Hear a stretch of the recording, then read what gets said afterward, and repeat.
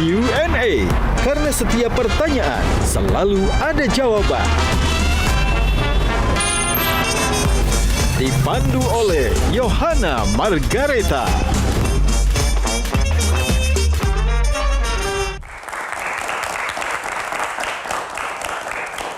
Halo, selamat malam pemirsa. Jumpa lagi. Saya Yohana Margareta, senang sekali bisa kembali menemani Anda dalam program Q&A Metro TV. Karena setiap pertanyaan selalu ada jawaban. Tepuk tangannya mana, teman-teman? Nah, malam ini kita kedatangan sosok yang tidak hanya dikenal sebagai pejabat publik, ia dikenal vokal, ia dikenal tak gentar beradu argumen, dan ia adalah representasi dari generasi politisi yang bergerak cepat mengikuti ritme perubahan zaman. Namun, di balik setiap pernyataan kerasnya, ia juga berupaya memperkuat akses pasar dan rantai pasok produk UMKM. Dari langkah-langkah strategis hingga cerita personal di balik perjalanannya, kita akan mengupas sisi lain dari seorang pemimpin yang kini dipercaya mengemban amanah sebagai Menteri UMKM Republik Indonesia. Bersama saya, langsung saja kita sambut My Minister, My Man, Maman Abdurrahman. Tepuk tangan, kita sambut Bang Maman, tepuk tangan yang paling meriah lagi. Halo, Mbak. My Minister, My Man Abdurrahman, silakan. Iya, Mbak. Bos. Oke, jangan duduk dulu. Ada syaratnya sebelum duduk. Oke. Harus menjawab pertanyaan dari saya, akan menyebutkan beberapa kata kunci yang harus dijawab dengan cepat dengan top of mind. Ketika mendengarkan kata-kata ini, langsung cepat ya. Kalau gue langsung jawab pokoknya ada boleh nggak? Jangan dong, nanti saya telepon ya. Pokoknya ada. Oke, baik. Yang pertama, scores. Bola. Korupsi. Mengerikan. AI. Keren. Anggota DPR atau menteri? Dua-duanya. Biliar. Oh itu pasti, itu yang pertama tuh. UMKM. Resilient. Balil. Ketua umum gua. Silakan. Kenapa? Ada masalah dengan kata-kata tadi? Enggak, yang pas menteri dan anggota DPR tuh, gua enggak. Oh, nanti ini panelis nanti kita kulik-kulik ya. Nah, selain bintang tamu yang spesial pada malam hari ini, ada panelis kita, Kang Maman, yang sama-sama Maman juga. Ada Sherliana Vita, ada Mas Adi. Dan ada teman-teman mahasiswa dari Jakarta. Terima kasih teman-teman. Nah, ini menarik karena waktu jadi legislatif itu kan biasa mengawasi. Nah, sekarang menjadi posisi yang diawasi. Bagaimana sih rasanya pindah meja menjadi orang yang sekarang tuh diawasi bahkan dikritik begitu? Pertama, bagi saya ya, proses check and balance, proses kritik itu wajib. Itu adalah bagian dari sebuah proses untuk selalu menjaga diri kita itu agar selalu awas. Dan pada saat kita di DPR juga sebetulnya secara tidak langsung disadari atau tidak disadari kita juga diawasi juga kan oleh publik, oleh masyarakat yang ada di dapil atau konstituen kita. Gitu. Lebih mengerikan diawasi publik atau diawasi rekan sesama politisi?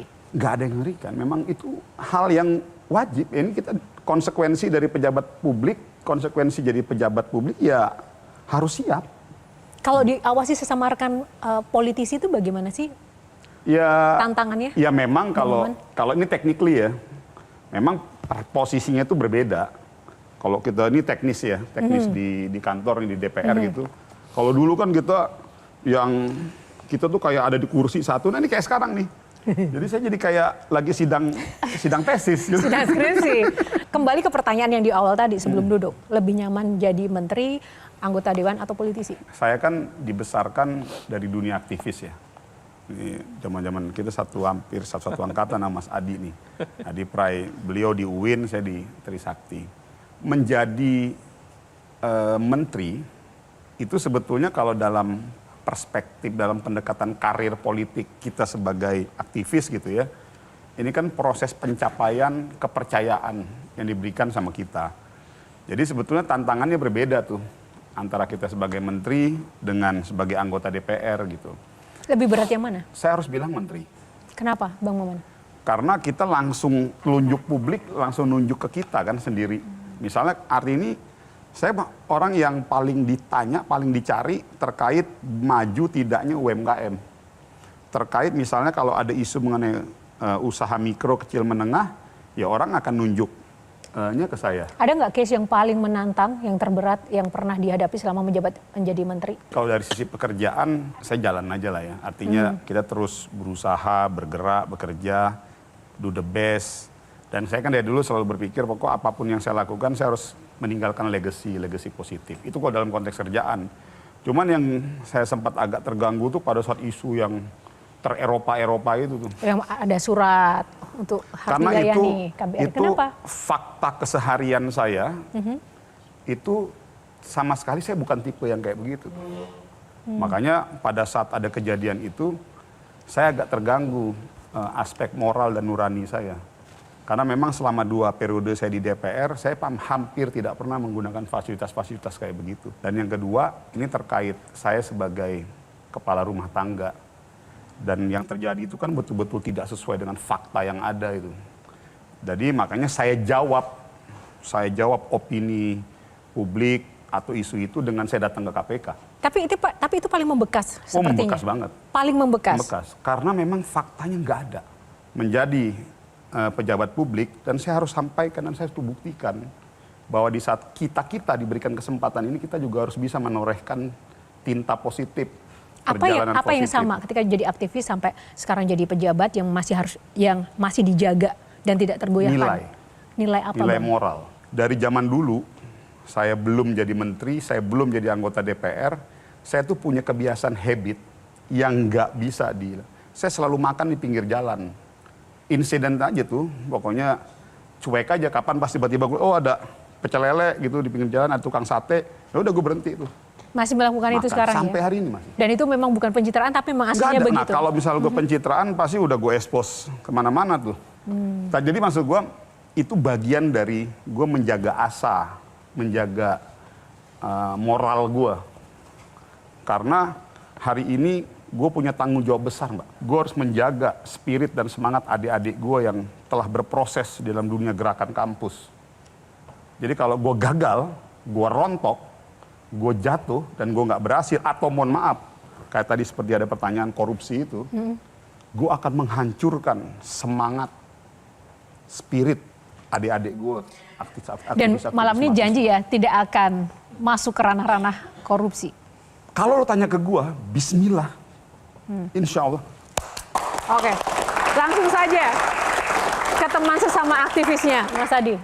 Satu hal nih, Bung Maman, bukan Bung Maman yang sebelah ya, tapi Bung Maman yang di depan. My man Abdurrahman. Apa yang kemudian membuat Bung Maman itu awalnya jadi aktivis, kemudian menjadi politisi, Golkar, kemudian anggota dewan dan menteri. Apakah jadi aktivis itu susah hidupnya? Suara-suaranya tidak didengarkan sehingga memilih untuk menjadi politisi dan pejabat publik. Karena saya kira tidak banyak orang yang memilih berjalan di tempat yang sunyi. Menjadi aktivis kan akses terhadap sumber daya ekonomi agak susah. Makanya satu-satunya cara untuk melakukan mobilitas vertikal, jadi politisi, anggota dewan ataukah menteri. Apa yang membuat Bang Bro Maman, ini adalah presiden kampus di Trisakti zaman saya ini. Dan sekarang jadi menteri, sebelumnya anggota dewan. Apa yang sebenarnya success story ini yang ingin dijelaskan ke kawan-kawan aktivis? Jadi gini, kita tuh waktu zaman di kampus ya, waktu saya zaman di kampus, pasca selesai saya dari dunia kemahasiswaan kan kebanyakan waktu itu memang orang memilih untuk langsung terjun ke partai politik waktu itu ya, pasca dunia kemahasiswaan tuh masuk ke sana sini. Memang saya termasuk yang berbeda waktu itu. Saya agak anomali. Jadi pasca saya dari dunia kemahasiswaan, saya tidak terjun ke partai politik. Saya malah memilih untuk kerja. Ya karena ya kan saya harus cari uang kan untuk ekonomi keluarga segala macam, dan basic saya kan orang perminyakan. Jadi saya kerja di dunia oil and gas industry. Kurang lebih 10 tahun, 11 tahun tuh saya berkarir di dunia migas. Namun memang saya harus jawab. Di tengah kenyamanan gaji dan lain sebagainya, kita sebagai rata-rata kan orang kalau dunia migas tuh udah pasti mapan lah. Udahlah itu di dunia oil and gas tuh mapan. Tapi nggak tahu, saya memang harus akui bahwa memang kayak ada yang hilang tuh. Kayak ada dari sisi kita yang hilang tuh.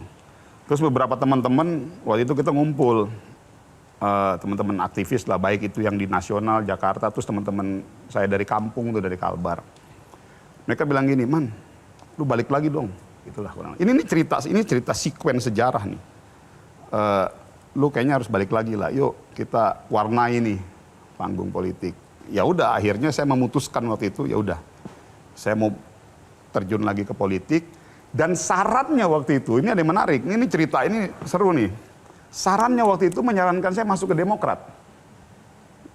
Teman-teman, karena waktu saya memutuskan untuk comeback ke politik itu, Demokrat lagi naik daun. Waktu itu presidennya kan Pak SBY gitu. Saya nggak memutuskan ke Demokrat. Walaupun waktu itu saya juga cukup punya kedekatan dengan Pak SBY. Tapi saya memutuskan ke Golkar. Banyak yang komplain waktu itu, ngapain lu ke Golkar? Antrian panjang, ini begini-begini, nggak mungkin ramah sama kita aktivis segala macam. Dan bismillah hari ini saya membuktikan bahwa di sebuah partai yang sangat multifaksi dan pertarungan di dalamnya sangat luar biasa keras, alhamdulillah saya yang bukan siapa-siapa, saya bisa muncul dan mendapatkan kesempatan. Nah, tapi kenapa pada waktu itu memilihnya Golkar? Ya karena tadi itu, basic saya memang orang yang, ya saya punya mungkin sedikit, agak nyeleneh kali, agak-agak nekat kali ya. Saya pikir waktu itu, udahlah. Dan gue yakin kok, gue punya keyakinan, gue punya kemampuan, dan insya Allah partai ini pasti juga akan memberikan kesempatan sama orang-orang yang seperti gua gitu. Menurut Mas Adi yang menjadi saksi masa muda sosok Pak Menteri ini, apa sih yang menjadi top of mind-nya Mas Adi tentang sosok Bapak kita ini? Saya tidak menyangka bahwa Maman itu akan menjadi politisi, karena memang sejak mahasiswa, Maman ini borju dan necis memang. Jadi seperti sekarang ini. Bayangan kita kan kalau sudah borju, necis, mapan, ngapain ke politik? Bukankah politik itu dengan penuh, ya menyeramkan lah bagi banyak kawan-kawan aktivis. Banyak sekali aktivis pindah jadi politisi, anggota Dewan dan Menteri, karena menjadi aktivis tidak menjanjikan. Susah cari lapangan pekerjaan, akses terhadap sumber daya ekonomi, nggak ada. Karena menjadi aktivis itu memilih untuk berada di luar kekuasaan dan berjalan di tempat yang sunyi. Saya makasih banget nih, Mas Adi. Jadi saya sekarang itu Mbak, kalau ketemu sama adik-adik saya yang mahasiswa, yang mantan, yang akhirnya dia mau menuju purna dunia keorganisasian, saya selalu bilang, jangan dulu langsung ke partai. Lu background lu misalnya sarjana teknik, arsitek, hukum, kedokteran, lu jalankan dulu sesuai dengan background kompetensi kesarjanaan lu gitu. Ya minimal 6 tahun, 5 tahun, 6 tahun lu ambil pengalaman di situ. Karena itu penting. Karena bagi saya Mbak, gimana kamu mau bicara tentang dunia kesehatan kalau lu nggak pernah ada di dunia itu? Gimana lu mau bicara tentang dunia usaha seperti saya sekarang ini kalau lu nggak pernah masuk ke dunia usaha itu? Gimana kamu mau mengatakan bahwa ruangan ini terang kalau kamu belum pernah pergi ke tempat gelap? Oke. Yang sebenarnya lebih mengerikan itu bukan, kalau saya bukan korupsi. Karena saya tahu Mbak, beratnya menjadi di posisi ini, godaan, kanan kiri, segala macam. Yang paling menggoda apa sih?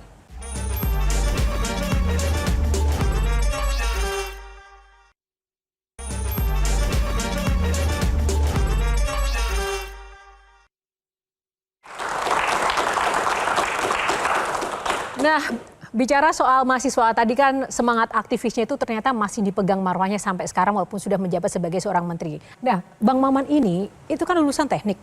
Bagaimana logika engineering ini bisa kemudian diimplementasikan dalam konteks menjabat sebagai menteri UMKM dan usaha? Itu bagaimana konektivitasnya? Ya artinya memang berpikir sistematis dan prudent serta objektif. Saya mulai dari satu narasi. Jadi ada Sun Tzu tuh pernah bilang begini, kenali dirimu, kenali lawanmu, kenali medanmu, maka 1000 pertempuran akan kau menangkan. Sering sekali kita para engineer ya, yang kita berpikirkan cenderung eksakta tuh, secara rasional dan hitung-hitungan. Sisi positifnya yang saya dapatkan Mbak hari ini, kita harus bisa memetakan dulu masa itu secara objektif. Jadi kalau misalnya saya mengidentifikasi sebuah masalah. Ini masalah A. Contoh UMKM kita. Selama ini orang mengatakan bahwa problem UMKM itu masalah pembiayaan katanya. Yang kedua orang banyak bilang lagi, problem UMKM itu karena masalah sumber daya manusia gitu. Per hari ini saya harus bilang bahwa problem fundamental UMKM kita itu adalah pasar.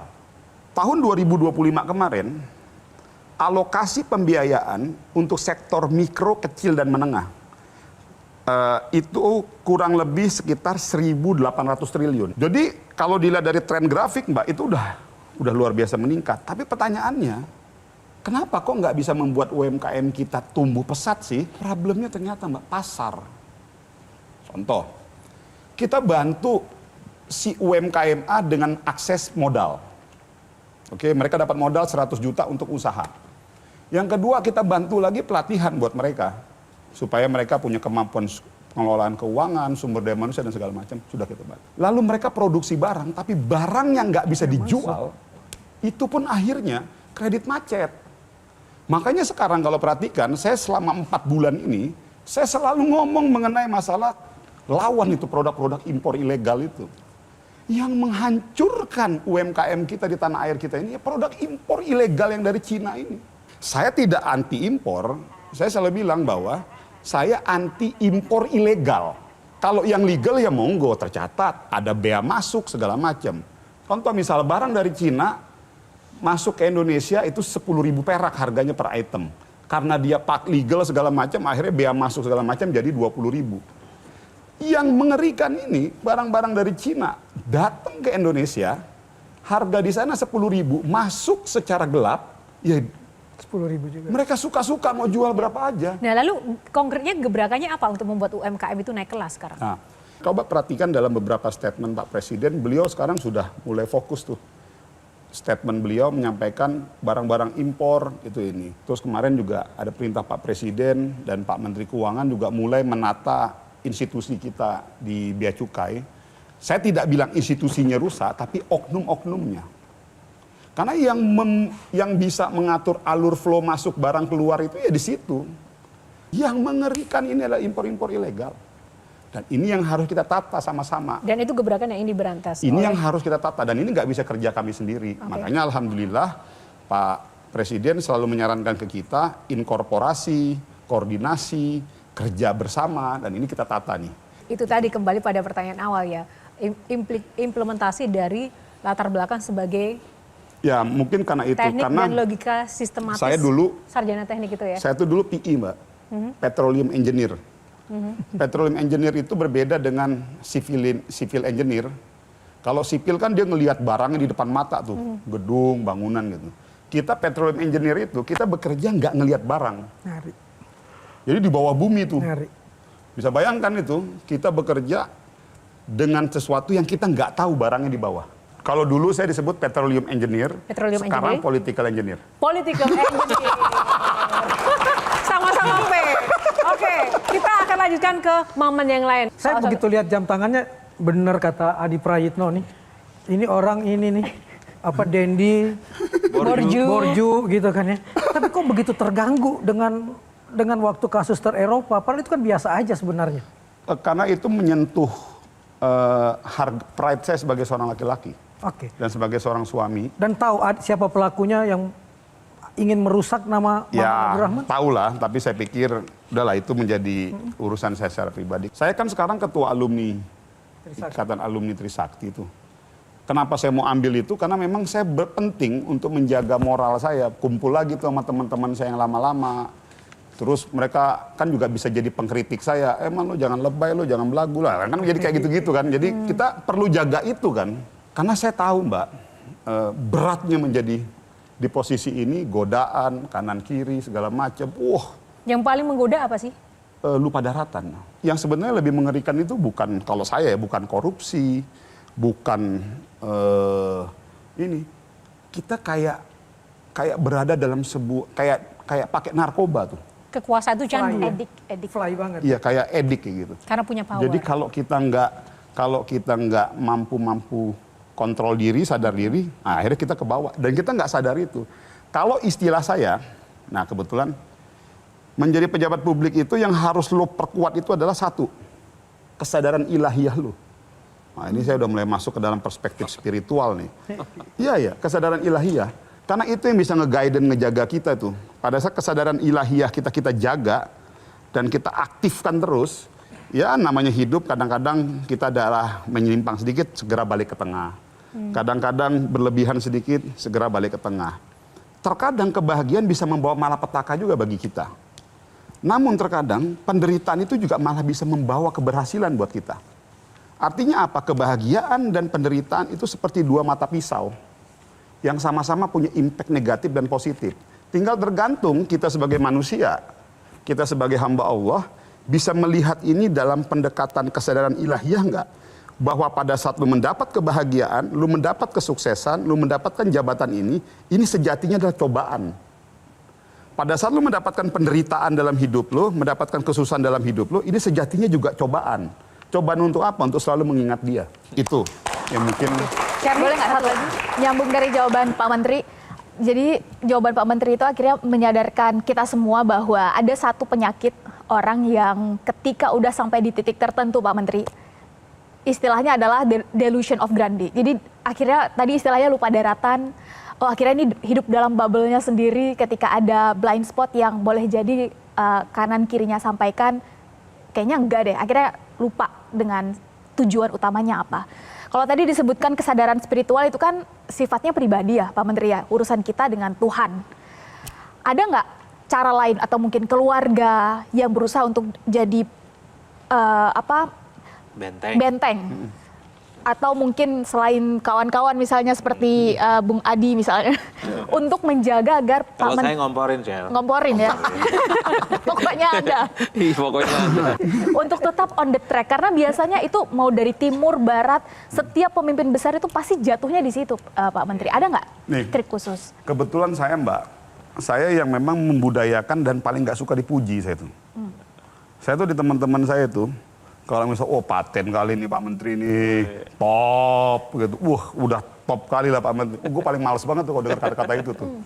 Karena gue sadar dan tahu sekali.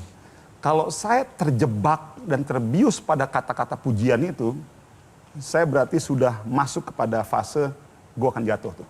Kan itu yang paling mengerikan itu. Biliar itu istri kedua saya Mbak. Istri pertama saya di rumah, istri kedua saya biliar. Saya panggil namanya Lili. Kenapa Lili? Biliar, Lili. Oh. Jadi biliar itu istri kedua saya. Silakan kalau mau ngecek saya datang ke dunia-dunia biliar, saya seperti bukan menteri di situ. Saya menjadi maman aja, menjadi diri saya sendiri yang kalau ketemu, Pak Maman, gini. Teman-teman lama saya kumpulin dan saya ada bikin klub biliar lah gitu, maksudnya kita bina atlet-atlet kayak gitu. Dan itu bagian dari saya untuk menjaga asa sampai hari ini. Dan alhamdulillah kan jadi menteri kan paling lama 5 tahun ya. Benar nggak sih? Paling lama 5 tahun. Iya paling lama 5 tahun. Itu pun kalau presiden masih berkenan dengan kita. Tapi kehidupan kita di luar menteri itu yang menurut saya lebih panjang tuh daripada cuma sekedar jabatan menteri. Bagaimanapun juga ketika menjadi pejabat, ya kita sudah tahu pejabat memiliki sebuah image yang harus dijaga, jaim begitu. Nah, kehidupan di balik layar itulah yang sebenarnya sangat berpengaruh untuk mempengaruhi teman-teman anak muda zaman sekarang begitu. Nah, itu bagaimana menjaganya dan relate dengan pekerjaan sebagai menteri juga. Ya walaupun mungkin sudah borju, tapi ternyata juga masih punya dinamika yang belum selesai dan masih ingin terus dilanjutkan. Bagaimana tetap menjaga jiwa muda sampai sekarang? Saya harus luruskan dulu nih. Itu sesuai dengan quotes-nya Mas Adi terakhirnya ya. Nah itu Mbak, memang kelebihan yang kita anak-anak Trisakti. Jadi anak-anak Trisakti itu memang kita punya kelebihan sebagai marketing tuh. Makanya coba perhatiin deh rata-rata aktivis-aktivis Trisakti walaupun tetap demo sana sini, tapi kalau style itu masih ya oke lah penampilan tuh nggak ini. Jadi akhirnya orang menganggap kita tuh borju gitu, padahal enggak. Jadi saya harus cerita nih sedikit nih mumpung di forum ini ya. Saya tuh hidup dari bayi, dari kecil itu dengan ibu saya aja. Karena ibu saya dengan bapak saya sudah pisah dari saya kecil, dari saya bayi. Saya baru punya kendaraan, baru saya bisa punya mobil zaman saya kuliah.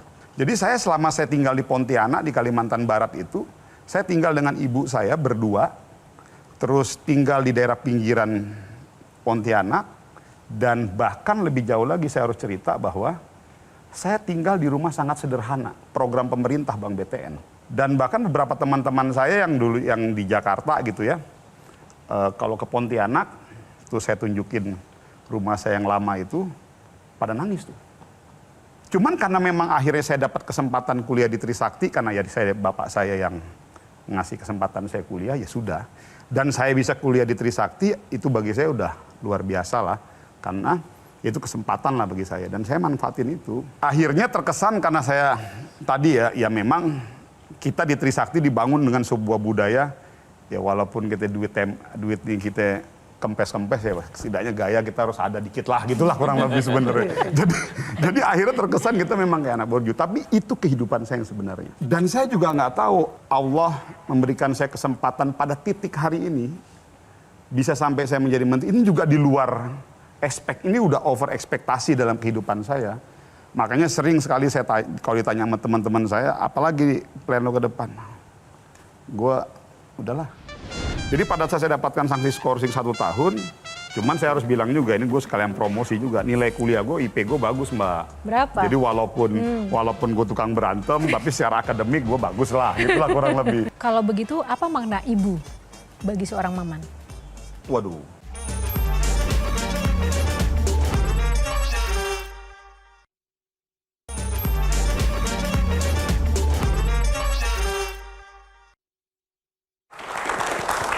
Kembali di Q&A, dari tadi yang sangat menyita perhatian saya adalah ketika bicara soal kampus, bicara soal kehidupan di Trisakti, sorot mata Pak Menteri ini langsung berbinar-binar, semangatnya tuh beda, jiwa aktivisnya seolah menyala kembali. Nah ini ada kaitannya dengan informasi yang saya terima, katanya dulu waktu masih jadi mahasiswa sering banget berkelahi nih sampai diskor setahun. Nah itu bener nggak? Kalau pertanyaannya benar.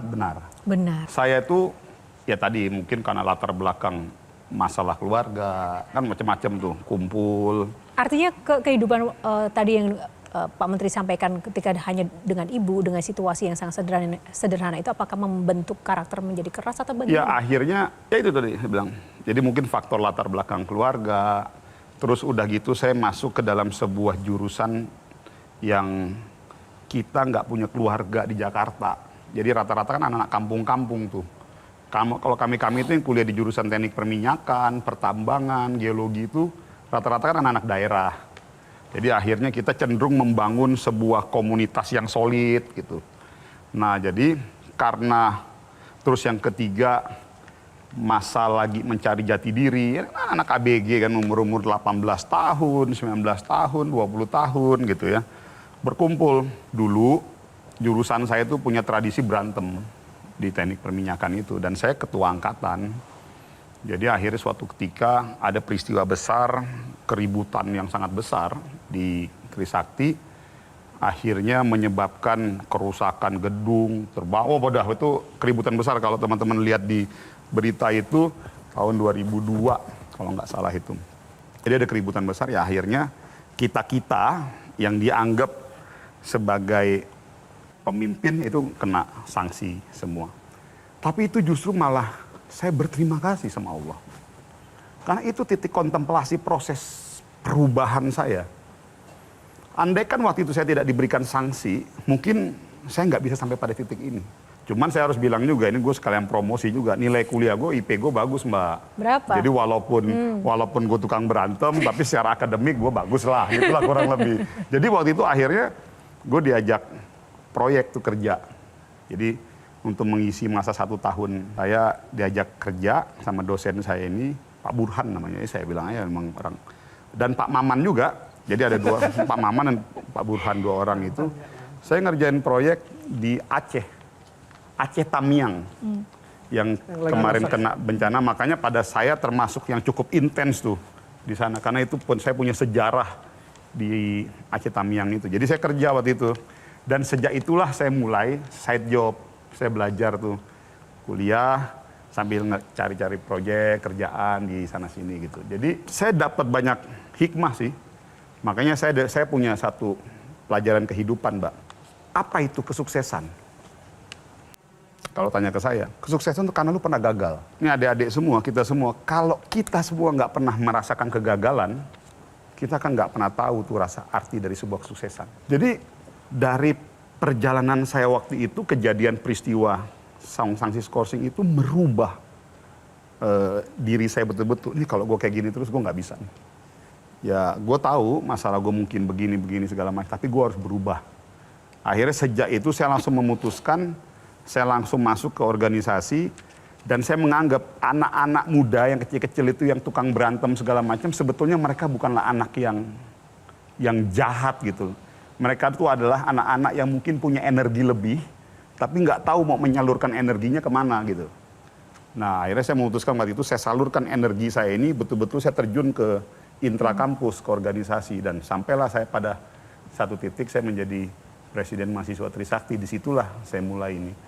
Jadi ya itu perjalanan keorganisasian saya. Nah, tapi itu tidak berlaku untuk semuanya, Adik. Nah, itu jangan diikutin Jangan. ya. Itu, Sukses nggak harus berantem dulu. Enggak, itu tuh maksud saya bilang gini.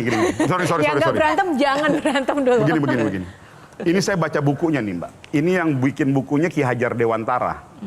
Dalam judul bukunya Aku. Ki Hajar Dewantara tuh bilang gini, sesungguhnya gampang dan susah itu tidak ada. Kalau kita semua hanya berani pada yang gampang dan takut pada yang susah, maka kita semua nggak akan pernah bisa maju. Namun, bagi orang yang jiwanya kokoh dan mantap, sesungguhnya gampang, susah, baik, buruk, hitam, putih, gelap, terang itu cuma satu. Yaitu apa? Keyakinan. Jadi saya mau bilang bahwa, tadi saya mengulangin di awal, ruangan ini terang sekarang. Kenapa kita bisa mengatakan bahwa ruangan ini terang? Karena kita pernah pergi ke tempat gelap, Mbak. Kenapa kita tahu bahwa sekarang ini kita berhasil? Karena kita pernah gagal. Makanya saya selalu sampaikan ke adik-adik saya, jangan pernah mengutuk kegagalan. Jangan pernah mengutuk kegelapan.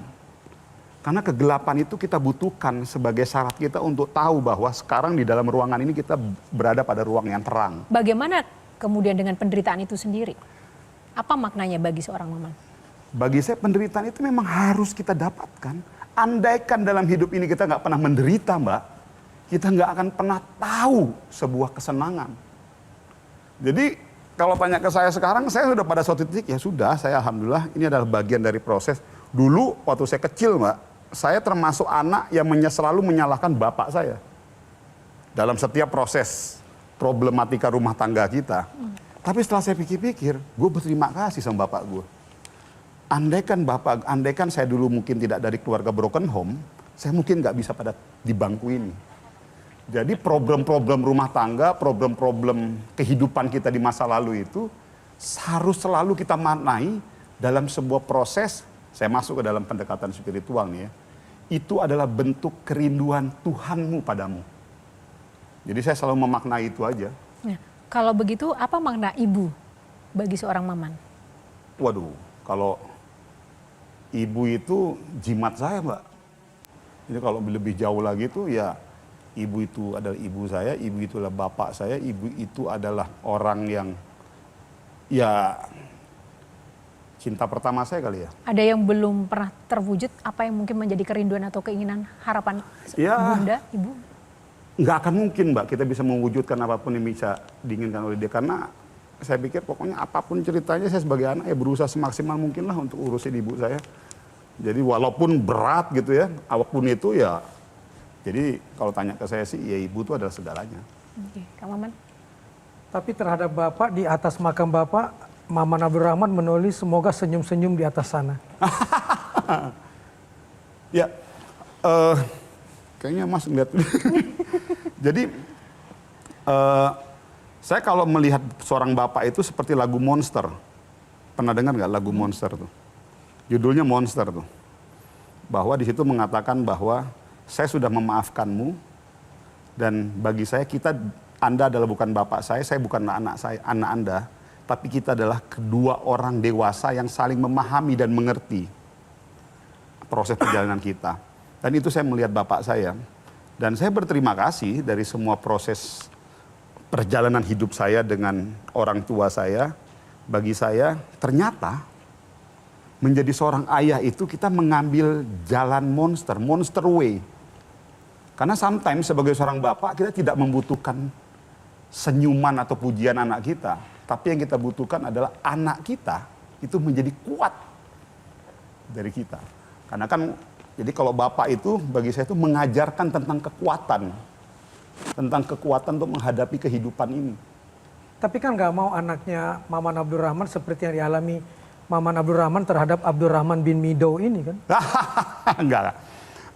Saya yakin, saya punya keyakinan dan sampai sekarang, bapak saya juga punya sebuah rasa ingin yang jauh lebih besar untuk saya sukses, untuk saya menjadi anak yang kuat dengan segala problem dan situasi kita di rumah tangga. Dan saya selalu percaya, Pak, siapapun ya, ini buat anak-anak di Indonesia dan kalian-kalian yang dari keluarga broken home, ingat, perceraian orang tua itu bukan berarti dia bercerai dengan Anda sebagai seorang anak. Perceraian orang tua itu kan bahwa itu hubungan antara dia dengan bapak kita, dia dengan ibu kita. Tapi ingat, kasih sayang orang tua terlepas dari bahwa dia sudah cerai ataupun tidak, sampai kapanpun pasti nggak akan pernah hilang. Dan itu yang saya belajar. Akhirnya saya menemukan itu, bahwa bapak saya dengan segala kelemahan dan kelebihannya, dia adalah seorang pria yang baik yang membuat saya menjadi kuat seperti sekarang. Juga ada sisi gombalnya. Kalimat, micin apa yang manis dan indah, micintaimu apa adanya.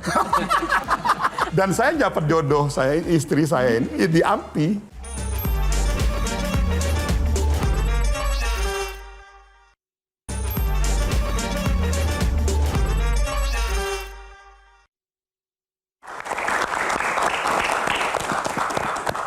Ya, kalau di segmen sebelumnya tadi kita sudah melihat sosok Maman ini sebagai pribadi yang nekat, resilience-nya bagus begitu kan, dan sangat licin, daya tahannya juga luar biasa ya Mas Adi ya.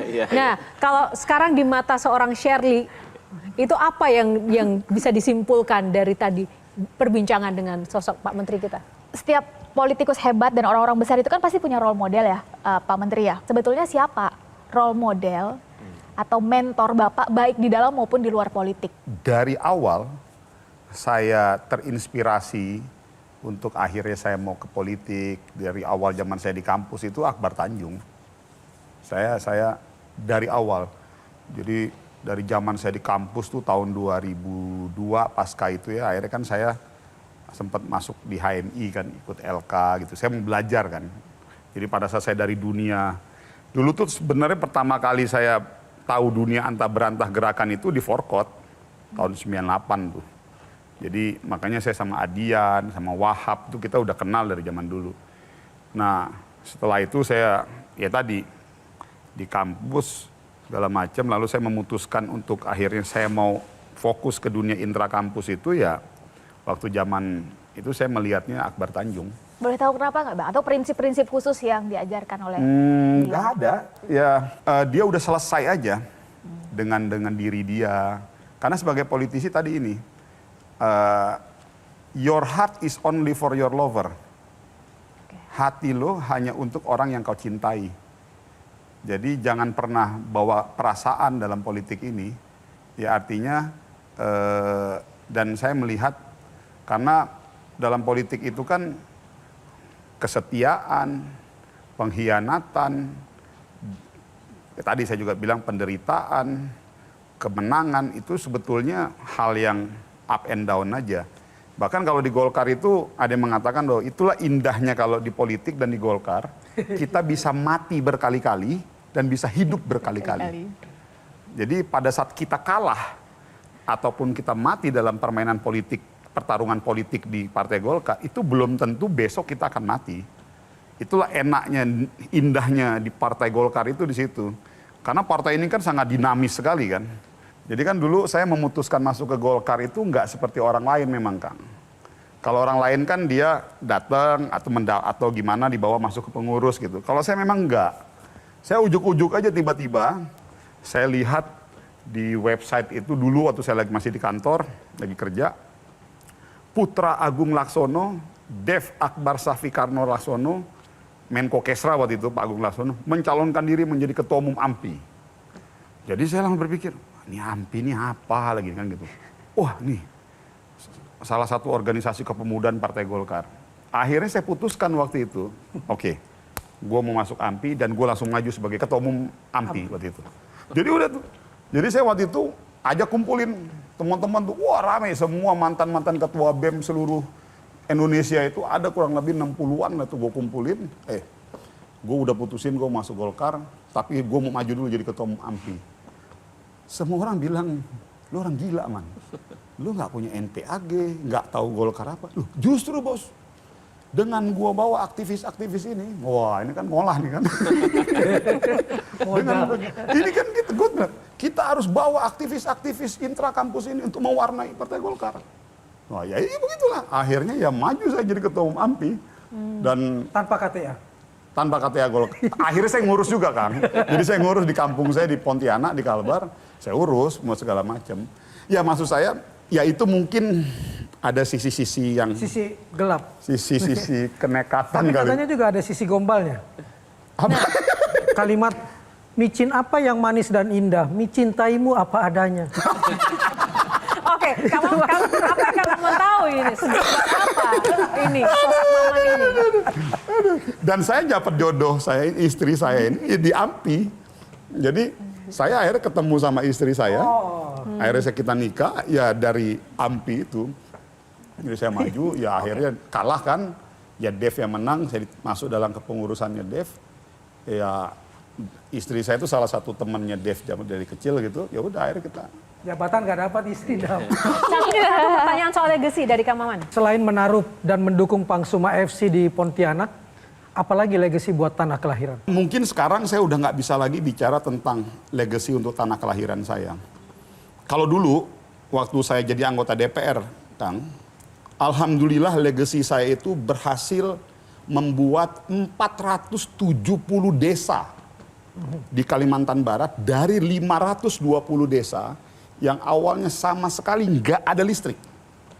Sama sekali nggak ada. Gelap gulita. Dan alhamdulillah selama saya 2 periode saya jadi anggota DPR RI di Komisi 7, 470 desa sudah terpasang listrik. Tiang listrik itu legacy. Ya. Jadi saya memang orangnya selalu begitu, gue harus punya legacy. Nah sekarang pada saat saya jadi Menteri UMKM saya harus akui bahwa legacy saya sudah bukan lagi untuk Kalimantan Barat. Legacy saya adalah untuk negara saya, untuk bangsa saya, untuk negara Indonesia. Hubungan saya dengan Kalimantan Barat adalah, saya adalah orang Kalimantan Barat yang tentunya saya harus menjaga nama baik kita sebagai orang Kalbar. Jadi itu yang menjadi motivasi saya sekarang. Kalau ditanya sama saya sekarang, apa legacy lu man? Yang pertama, per hari ini kita nggak punya sistem yang bisa mengintegrasikan 57 juta usaha mikro, kecil, dan menengah di seluruh Indonesia. Kita nggak ada. Insya Allah dalam bulan ini saya akan bangun sebuah sistem platform super aplikasi yang mengintegrasikan. Target kita 57 juta UMKM di seluruh Indonesia. Mungkin tidak bisa langsung ke situ, tetapi kita mulai dulu dari 1 juta, 2 juta, tetapi kita punya satu kanal sistem. Yang dimana kalau misal saudara-saudara kita mau ngurus sertifikasi halal, dia bisa di sistem ini. Dia mau ngurus tentang akses pembiayaan, dia bisa di sistem ini. Dia mau dapat akses pelatihan, dia di sini. Jadi one door shopping artinya sebuah sistem yang memang lu mau apapun terkait bagaimana bisa mendorong lu bisa tumbuh, kita mau bangun sistem. Nah ini yang mimpi saya. Karena hampir nggak mungkin Kang, kalau dengan metode yang kemarin secara konvensional, kita bisa ngurusin 57 juta ini.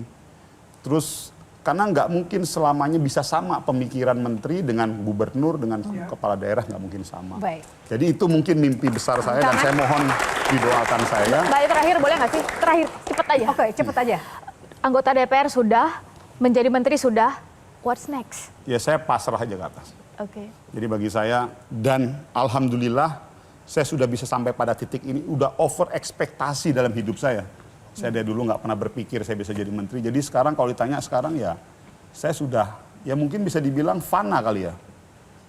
Jadi saya nggak tahu, ini karena siapa hari ini, Maman, anak kampung, keluarga broken home, bukan dari kelompok orang kaya, seperti tadi dibilang sama Adi Pray, dan saya bisa sampai pada ini. Saya sudah pernah jadi anggota DPR, dan sekarang saya sudah jadi menteri, dan bagi saya dan selanjutnya serahkan. Baik. Itu aja. Terakhir, closing statement untuk pemirsa dan juga anak-anak muda dari bintang tamu kita. Kang Maman, silakan. Saya cuma bilang kita nggak pernah tahu masa depan. saya juga nggak pernah tahu masa depan saya akan seperti apa gitu loh. Bahwa saya punya harapan memberikan yang terbaik buat negara itu, ya itu harapan saya. Dan tentunya di hadapan acara ini ada adik-adik dan teman-teman semua, Mbak semuanya. Saya cuma butuh satu doa aja, doakan saya supaya saya selalu bisa menjadi orang yang konsisten. Karena itu berat. Karena kalau tanya ke saya, titik tertinggi dari pengamalan kita sebagai hamba Allah itu adalah istiqomah. Kalau tanya ke saya, ya bismillah mudah-mudahan dalam forum ini saya selalu bisa menjadi hamba Allah yang istiqomah. Amin. Itu aja, Baik, terima kasih untuk Bang Maman, Pak Menteri kita, tepuk tangan sekali lagi. Dan teman-teman panelis luar biasa, terima kasih. Adik-adik juga terima kasih. Dan tak lupa terima kasih juga untuk Anda pemirsa yang sudah menyaksikan Q&A episode kali ini. Semoga juga dapat memberikan inspirasi dan juga menambah pengetahuan baru bagi Anda yang menyaksikan. Atas nama kru yang bertugas, saya Yohana Margarita harus pamit undur diri. Dan kita jumpa lagi di episode Q&A yang menarik lainnya untuk Anda. Karena setiap pertanyaan selalu ada jawaban. Sampai jumpa lagi. Terima kasih.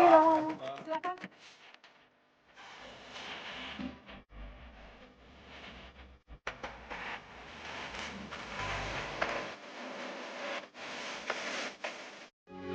Metro TV. Jelajahi cara baru mendapatkan informasi. Download Metro TV Extend sekarang.